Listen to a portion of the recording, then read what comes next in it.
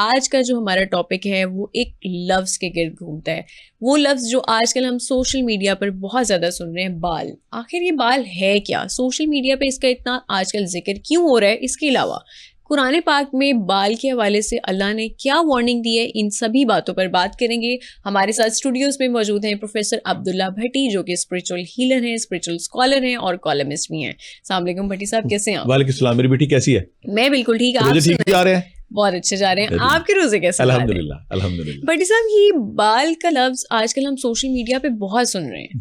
पहले ईरान में इसका पुतला देखा गया, तो कुरान पाक में बाल का जिक्र किस तरह से आया और अल्लाह ने क्या वार्निंग दी है?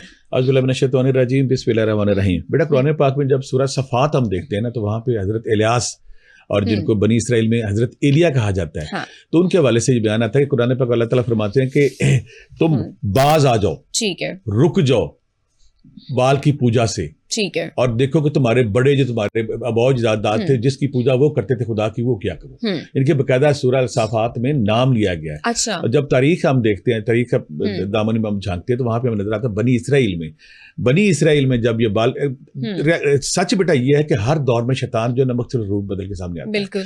जब शैतान रंदा दरगाह ठहराया गया, रब के यहाँ नाफरमान ठहराया गया, तो शैतान ने रब से ये मोहलत मांगी कि मुझे क़यामत तक इजाजत दी जाए कि मैं मुख्तलिफ हालतों में, मुख्तलिफ शक्लों में, मुख्तलिफ जावियों में, मुख्तलिफ नजरियाती शक्ल में इंसान को भटकाने की पूरी कोशिश करूंगा।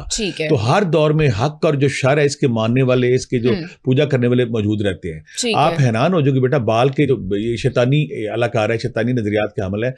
बाल के मानने वालों को पहला उसके साथ ये होता था कि रब का इनकार और इब्लीस का इकरार। अच्छा, ठीक है। और जब हम इसको अब कबल मसीह के दौर में देखते हैं, पहली दफा इसका जिक्र हम देखते हैं, तो बाल एक ऐसा देवता था जिसको ताकत, जरखेजी का देवता समझा जाता था। अच्छा। और इसके साथ ही इसकी जो महबूबा थी अनाथ का जिक्र आता है, फिर इसके बाप एल का जिक्र आता है।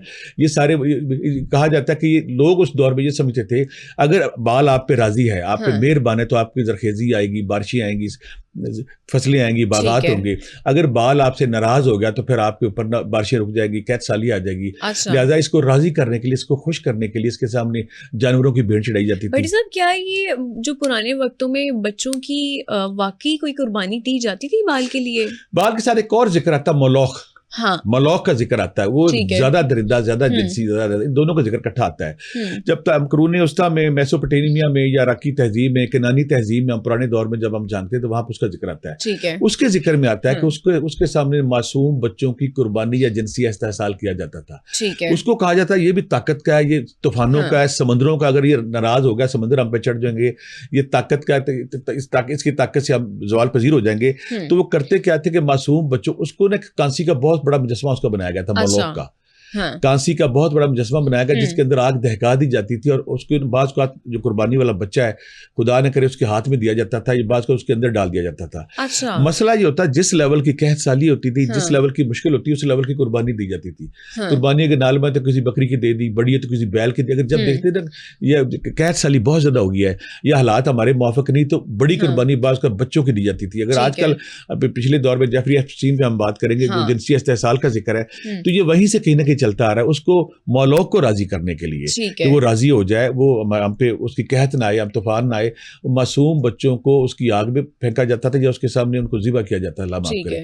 तो जिनसी इस्तेहसाल का नजर कहीं ना कहीं शैतान जो है ना, इंसानी ज़हन में ख्याल ऐसे डालता है कि कुफरिया अमाल किए जाए, शिरकिया अमाल किए जाए, ताकि आम इंसान खुदा से दूर होकर शैतानी करीब हो सके। ठीक है बड़ी साहब, एक और चीज़ भी पूछना चाहूंगी कि बाल और मलौक का सिंबल क्या है और ये फेमस क्यों है? इसमें बात का इसके जो बाल और मलौक हम देखते हैं ना, इसका बेटा ये बैल और इंसानी शक्ल को मिक्स किया गया है। ठीक है। जिनके ऐसा क्रिएचर जो बैल भी है, इंसान भी है, उसके ऊपर सींग लगे हुए हैं, और बात करते उसी से मिलते जुलते अब ट्रायंगल देखते हैं हम, या बात करते आजकल बहुत सारे लोग एक आंख का बनाते हैं, तो ये उसी से नजरियात को कसी करते हैं। और आप हैरान हो जाएगा, हमारी जो आजकल एलीट क्लास है, बड़े प्राउडली, बड़ा फखरली कहते हैं कि हम बाल के पैरोकार हैं। अच्छा। ये कहते हैं क्या कि शॉर्टकट के लिए, वक्ती कामयाबी के लिए, अगर हम शोहरत नहीं मिल रही, हमें इख्तिदार नहीं मिल रहा, अगर हम इस वक्ती कामयाबी हम हासिल नहीं कर रहे, तो हमें ऐसा शॉर्टकट चाहिए कि वक्ती तौर पे कामयाब हो सके। लिहाजा ने फिर जो बाकी पहले से लोग मौजूद है, वो कहते हैं कि हाँ, ऐसे अगर तुम वक्ती कामयाबी चाहते हो, शोहरत चाहते हो, इख्तिदार चाहते हो, पैसा चाहते हो, रातों रात अमीर होना चाहते हो,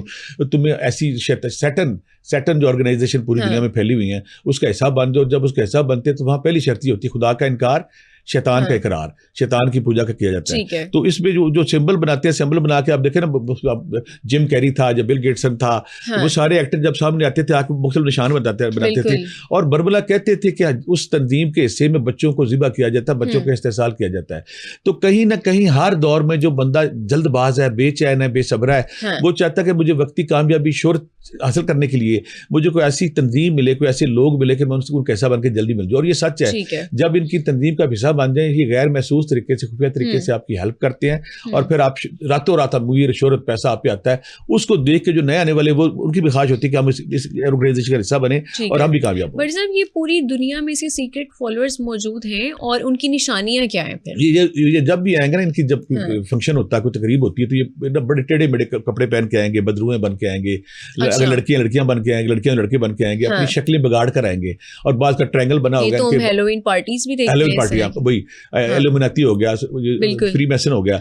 असल में इस सब के पीछे शैतान है और शैतान मुख्तलिफ बहरूप बदल के, ये ना जिनसी इस्तेसाल करके, रिश्तों को पामाल करके और ऐसी हरकतें, फाश हरकतें करके शैतान को राजी करते। जितनी फाश हरकतें करते हैं, मजहबी इस्तेसाल करते हैं, कुरानी, अल्लाह न करे कुरानी आयात का करते हैं, रिश्तों का पामाल करते हैं। जब ऐसा करते हैं, अपनी तरफ से ये शैतान को राजी करके वक्ती कामयाबी के असूल में लगे होते हैं। अगर शैतान जितनी हम बुरी हरकत करेंगे, जितनी फाश हरकत करेंगे, जितना रिश्तों को पामाल करेंगे, जितना हम खुदा की मुखालफत में हरकतें करेंगे, शैतान राजी होगा और जब शैतान राजी होगा तो हमें वो कामयाबी देगा। आपने जेफरी एप्स्टाइन का नाम भी लिया अपने एक जवाब में। जेफरी एप्स्टाइन का नाम क्यों जोड़ा जा रहा है? जेफरी एप्स्टाइन 30 लाख फाइलें जो उसकी आई है ना, जिनसी इस्तेसाल पे आई हैं, उसकी भतीजी ने पीछे आके बरबला सब के सामने कहा है कि पहली बात कि आप हैरान होंगे, जेफरी एप्स्टाइन जो उसने, उसका जो अकाउंट है ना, बैंक अकाउंट है, उसका नाम बाल है। ठीक है, अच्छा। इससे बड़ी अकीदत, इससे बड़ी अटैचमेंट, इससे बड़ी क्या हो सकती है? पैरोकार से वो कहता है कि अगर मेरे अकाउंट का नाम बाल होगा। फिर उसने जो जजीरा लिया, जजीरे में हलम में जो मंदिर था, जो उस मंदिर पे हजारों साल पहले बाल की पूजा की जाती थी, बाल की कुर्बानियां दी जाती थी, उसी पे हलम में, फिर शाम में जो हलम है वहां पे मंदिर बनाया गया और इसने वही मंदिर यहाँ बनाया और यहाँ मंदिर बना के उसने उस मंदिर के अंदर उसने बॉल और जो मलौक है, इन दोनों के मुजस्मे रखे। मुजस्मे इसलिए रखे ताकि जब नया बंदा जाता है, जब दुनिया मैं कहता हूँ खुदा के इनकारी लोग हैं, जब वो जजीरे पे जाते थे, यहाँ पे सेम वो बच्चों का इस्तेसाल, छोटे बच्चियों को ले जाके दुनिया के ताकतवर लोगों को पेश करना और जिनसी इस्तेसाल करना। तो जो जेफरी एप्स्टाइन के भतीजे ने कहा कि हम बाल के पूजा करते हैं, हम उसके मानने वाले, और हमारी सारी फैमिली कहीं ना कहीं बाल और मलोह की पूजा करती है। और जब उसका जजीरे पर उसने जो मंदिर बनाया, मंदिर के अंदर जो बुत रखे हैं, वो बुत इन दोनों के रखे हैं और उनकी पूजा की जाती है। और पूजा करने के बाद वो खुश होते हैं और बाज़ कहते हैं उन्होंने अल्लाह माफ करे गलाफे काबा बहसत करने की कोशिश की। यानी कि ऐसी एक्टिविटीज, ऐसी हरकतें करे कि जिससे खुदा नाराज हो और शैतान राजी हो। तो जेफरी एप्स्टाइन भी उसी सिस्टम का हिस्सा था। देखिए दुनिया भर से अमीर लोगों को बच्चियां पेश करना, मासूम बच्चियां, और उनको मारना, उनको कत्ल गारत करना, जैसे इस्तेसाल करना। तो ये कहीं ना कहीं वही पूजा हो रही है, वही इबादत हो रही है जो मलोक के साथ, बाल के साथ सदियों पहले होती थी, ताकि शैतान को राजी करके हम अपने मकरू अज़ाइम को पूरा कर सकें। बट इसका कॉन्सेप्ट आपको दज्जाल से मिलता जुलता नजर आ रहा है? क्योंकि जिस तरह से आप उसके सिंबल्स बता रहे हैं, उसकी शक्ल बता रहे हैं, दजाल की भी एक दजाल जो है ना, इस तारीख इंसानी का, इस धरती का सबसे बड़ा फितना होगा। दजाल का मतलब है धोखा, फरेब, झूठ। और दजाल का मतलब ही है कि वो हर चीज़ की फरेब होगी। अगर उसके हाथ में जन्नत है तो वो दोज़ख होगी, अगर दोज़ख है वो जन्नत होगी, अगर वो बूढ़े को जवान करेगा वो सब झूठ होगा। तो ये जिस तरह दजाल की सारी तहजीब, दजाल के सारे करिश्मे, उसकी सारी करामात जो भी है वो झूठ पे मबनी होंगी। ये उसमें भी पीछे शैतान होगा। यानी कि वो मोमिनीन को आजमाएगा ना आके, कि मोमिनों को वो आजमाएगा, चेक करेगा आके। तो इसी तरह ये जो तहजीब, बाल की तहजीब है, या दूसरे जेफरी एप्स्टाइन जैसे लोग दुनिया में आए हुए हैं, ये भी मोमिनों का टेस्ट है ना। जब वो अट्रैक्शन देते हैं, वो ऐसी मोहब्बत देते हैं, वहां पे शराब, कबाब, जना, लड़कियां पेश करते हैं। तो जो मोमिन है जब उसे अट्रैक्ट होकर उसके जजीरे पर जाता है, पैसा खर्च करता है, और तो फिर कहीं ना कहीं दजाली तहजीब का हिस्सा बनता है। तो दजाल भी खुदा के इनकारी और खुदफाश हरकत में मबनी होगा, और ये हरकत भी, और ये सारे एक ही लोग हैं। इसीलिए तो उसका इंतजार करने के, ये उसको मसीह अजीम कहते हैं। कि जब दजाल आएगा, मसीह अजीम होगा, इस धरती को, इस कौम को, बनी इसराइल को स्पेशली आज़ादी दिलाएगा, फिर रूल करेगा और हम पूरी दुनिया में। बट सब हम पहले देखते थे इल्यूमिनाटी और फ्रीमेसन्स के हवाले से बात होती थी, सैटेनिक जो कुव्वतें हैं उनके हवाले से बात होती थी। अभी ये जो बाल और मुल्क है सोशल मीडिया पे बहुत ज्यादा आजकल छाया हुआ है। उसकी वजह क्या है मैं भी बताता हूँ। उसकी वजह ये है कि हमारे मुआशरे में जब भी कोई नई चीज और खुदा से इनकार की चीज आती है ना, हम फैशन के तौर पे, मॉडर्निज्म के तौर पे हम मॉडर्न हैं, हम फैशनिज्म है, हम बड़ा प्राउडली कहते हैं कि मैं उसका हिस्सा हूं। अब देखें ना, जेफरी एप्स्टीन की जो भतीजी है वो सबके सामने आके कह रही कि हम उसकी पूजा करते हैं, ठीक है, हम उसके मानने वाले हैं। और बाल जो जेफरी है उसने कितने टटाई के साथ उसने अपने अकाउंट का नाम ही बाल रख लिया है। तो मैं वही कहूंगा कि जब भी कोई ऐसा कोई नया स्टंट आता है तो बहुत सारे लोग ना जो एक दूसरे को ताकतवर और बड़ा प्राउड और बड़ा कॉन्फिडेंट साबित करने के लिए कि मैं भी उसका पैरोकार हूं, दूसरे उसको पर, और ये सारे के सारे ना फैंटेसी वर्ल्ड में रहते हैं, ख्वाबों भेड़ चाल शुरू हो जाती है, भेड़ चाल शुरू होती है कि मैं भी हूँ, मैं भी हूँ, मैं भी हूँ। और उसमें चक्कर में आकर ना ये जो नहीं होता उसे कहते तुम तो दकिया नूस हो, तुम पुराने ख्यालात के मालक हो, तुमने तरक्की हासिल नहीं करनी है। अगर तुम तरक्की हासिल करना चाहते हो तो हमारी तंजीम का, हमारे नजरियात का, हमारे फॉलोअर बन जाओ ताकि तुम भी उसी तरह तरक्की हासिल करो। ठीक है। आपने जेफरी एप्स्टीन का भी जिक्र किया। हॉलीवुड में सैटेनिक सिंबल्स जो हैं वो हमें बार बार क्यों नजर आते हैं? हर कोई सैटेनिक सिंबल बना रहा होता है, कहीं कोई अवार्ड की तकरीब हो, प्रेस कॉन्फ्रेंस हो, कुछ भी हो। हाँ, ये इसलिए जो जिम कैरी था, जो मेल गिब्सन था, वो सारे इसलिए कहते थे कि यहाँ पे एक ऐसी तंजीम काम कर रही है जो जिनसी इस्तेहसाल करती है और जो खुदा से इनकार करने के बाद शैतानी जो नजरियात उसको प्रमोट करती है। और वो अपने आप को स्पेशल साबित करना, डिफरेंट साबित करना, और मैं उसका हिस्सा हूँ। वो बात का ट्रायंगल बनाते हैं, बात को आंख बनाते हैं, बात को हार्ट बनाते हैं, वो शो करते हैं कि जो उसके मानने वाले ये करते हैं, इशारों में बातें हैं। अच्छा, ये खुल के बातें नहीं करते, आपने नोट नहीं किया इनको? बड़े इशारों में सिग्नल दे देंगे, कोई हिडन मैसेजेस दे रहे होते हैं, कोई ट्रॉफी ले रहा है उसको सिग्नल दे दिया, किसी को मिलती सिग्नल दे दिया। अब जब बाज को आती दिलजीत दोसांझ उसने भी बना दिया था पीछे इशारा। ये जो सारे सब हनी सिंह, उसकी अपनी एक प्रॉपर एक जर्नी है। हाँ, ये सारे अच्छा ये ना सारे अलग के बकदर इन पे मेहरबान होता है। ये सारे अपने आप को स्पेशल, अपने आप को डिफरेंट, अपने आप को खास साबित करने के लिए, और फिर जो इनके पुजारी हैं जब ये सिग्नल देते हैं वो खुश होते हैं।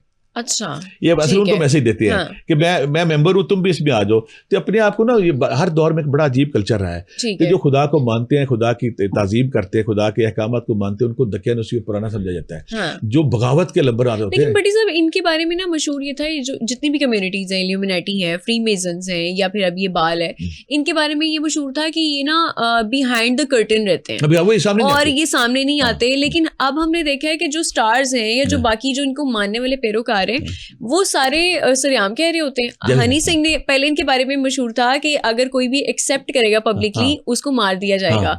हनी सिंह ने एक्सेप्ट किया, उसकी जर्नी है। फिर दिलजीत दोसांझ को देख रहे हैं, जेफरी एप्स्टीन है, ये तो एक्सेप्ट कर रहे हैं। उसका भी बताता हूँ, क़यामत के करीब जब कुरान और कुरानी तालीमात उठ जाएंगी, शैतान की तालीमात आम होंगी, जो वो दौर आ रहा है। ठीक है, अब हम ऐसे दौर में दाखिल हो गए जब खुदा और खुदा के अहकामात, आका करीम की शरीयत से लोग दूर हट रहे हैं, और दज्जाली जो तहजीब है पूरी दुनिया में फैल चुकी है। मैं अक्सर कहता हूँ कि लोग कहते थे कि जब आका करीम ने फरमाया कि जब दज्जाल आएगा तो उसकी आवाज़ हर घर में जाएगी। 20 साल पहले ये बात करें दुनिया में कोई नहीं मानेगा, तो आज हर बंदा मानेगा कि व्हाट्सएप की शक्ल में, इंस्टा की शक्ल में, ट्विटर की शक्ल में